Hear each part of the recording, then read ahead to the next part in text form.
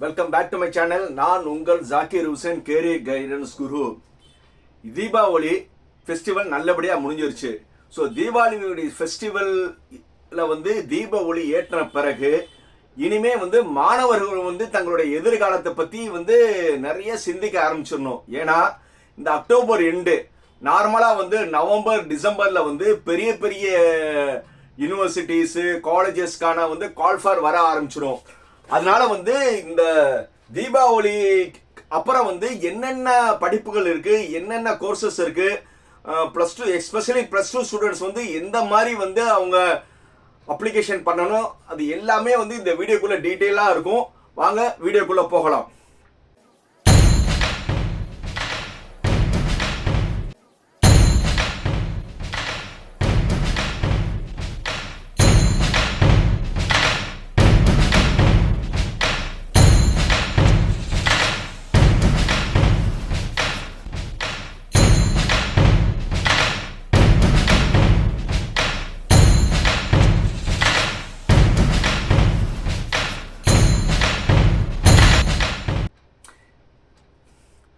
+2 students, அதாவது நம்ம +2 எடுக்கிற மார்க்கை பொறுத்து நம்ம எடுக்கிற மார்க்கை பொறுத்து பெரிய பெரிய காலேஜில் சீட் கிடைக்கும். நம்ம எந்த காலேஜில் சேர்றோமோ அந்த காலேஜ் ஒரு பெரிய ரெப்யூட்டட் காலேஜ் இருந்துச்சுன்னா நம்மளுடைய லைஃப் கேரியர் டிசைட் ஆயிரும். ஃபார் எக்ஸாம்பிள் +2க்கு அப்புறம் எல்லாத்தோட மெயின் கனவு என்னன்னா ஒரு சென்ட்ரல் கவர்மெண்ட் காலேஜஸ்ல சேரணும்னு, அதாவது ஐஐடியில சேரணும், என்ஐடியில சேரணும், சிஎஃப்டியில சேரணும்னு எல்லாருமே கனவுல இருப்பீங்க. இது ஓரளவு ஐசிஎஸ்சி சிபிஎஸ்சி ஸ்டூடெண்ட்ஸ்க்கு ஓரளவு தெரிஞ்சிருக்கு. அதுவும் பெரிய பெரிய நகரங்கள் சென்னை, கோயம்புத்தூர், திருச்சி, மதுரை, இதுல ஒரு பெரிய நகரத்துல இருக்கிறவங்களுக்கு ஓரளவு ஜேஇ எக்ஸாமினேஷன் ஒன்னு இருக்கு.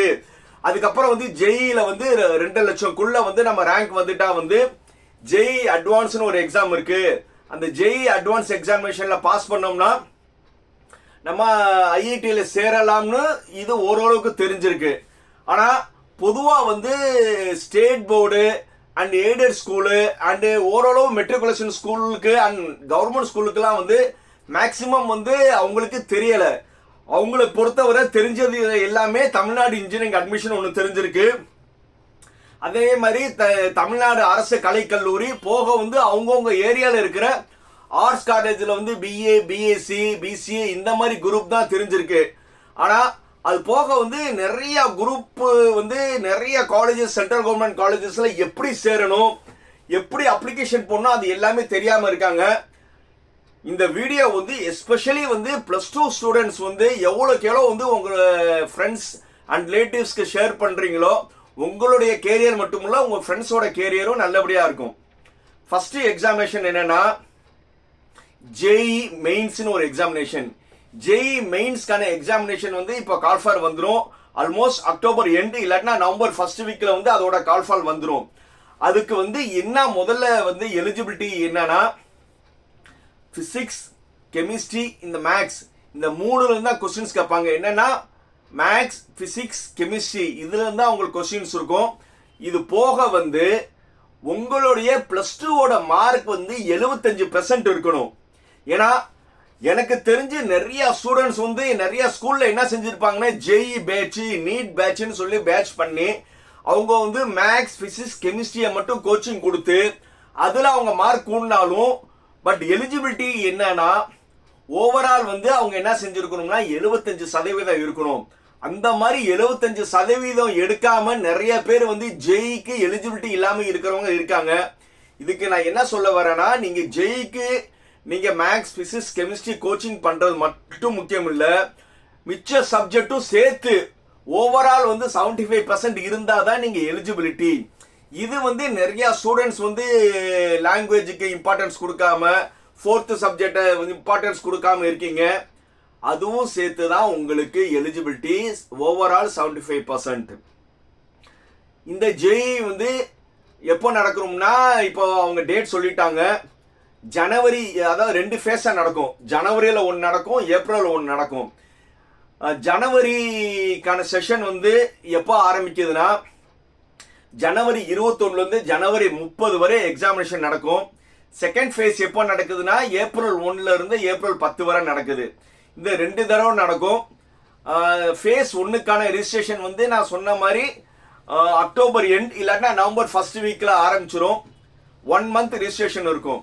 ஸோ அந்த ரிஜிஸ்ட்ரேஷனுக்கு இதுன்னு கிடையாது, ஜேஇக்கு மட்டும் கிடையாது, எல்லாத்துக்கும் என்னென்ன மாதிரி இருக்கும் முதல்ல தெரிஞ்சுக்கோங்க. முதல்ல இப்போ எல்லா இதுக்கும் உங்க ஆதார் தான்.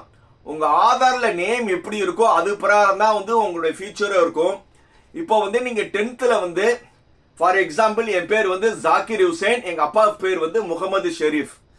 இப்போ ஆதார்ல ஒரு சிலவங்களுக்கு ஜாக்கிர் ஹுசைன் சொல்லி இருக்கலாம், ஜாக்கிர் ஹுசைன் 3 இருக்கலாம், ஜாக்கிர் ஹுசைன் முகமது ஷெரீப்னு இருக்கலாம்.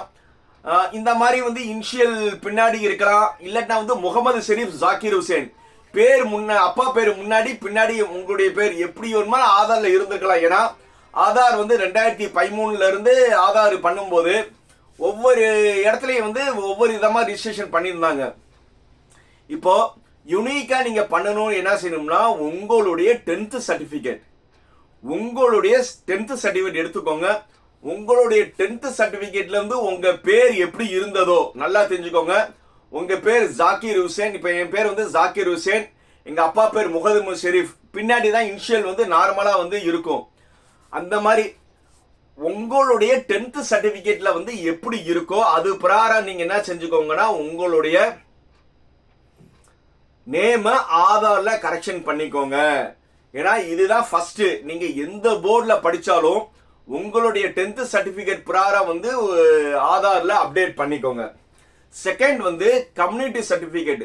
இந்த மாதிரி சென்ட்ரல் போர்டுலாம் நீங்க படிக்கணும்னா நார்மல் நீங்க ஸ்டேட் போர்ட்ல BC, BCM, MBC, DNC, ST, SC, எஸ்சின்னு இருக்கும். ஆனா இங்க தமிழ்நாட்டில் இருக்கிற பிசி, பிசிஎம், எம்பிசி, டிஎன்சி எல்லாமே சென்ட்ரல் கவர்மெண்ட் ஓபிசி என்சிஎல் இருக்கும். ஓபிசி என்சிஎல்னா ஆண்டு வருமானம் 8 லட்சத்துக்குள்ள இருக்கணும். ஆண்டு வருமானம் உங்க அப்பா அம்மா சேலரியில எவ்வளவு சம்பளம் வாங்கலாம், வருமானத்துல வாங்குற சம்பளம் கணக்குல கிடையாது. ஸோ அதனால நீங்க பிசினஸ் மூலியமா 8 லட்ச ரூபா லாபம் இருந்தா மட்டும்தான் நீங்க ஓபிசி என்சிஎல்ல வர முடியாது. மற்றவங்க எல்லாருமே அப்ளை பண்ணலாம். ஸோ அதனால நிறைய பேர் எங்க அப்பா 20 லட்சம் சம்பளம் வாங்குறாங்க, எங்க அம்மா அப்பாவும் சேர்ந்து 30 லட்சம் வாங்குறாங்க, நாங்க எலிஜிபிள் இல்லைன்னு நினைக்காதீங்க.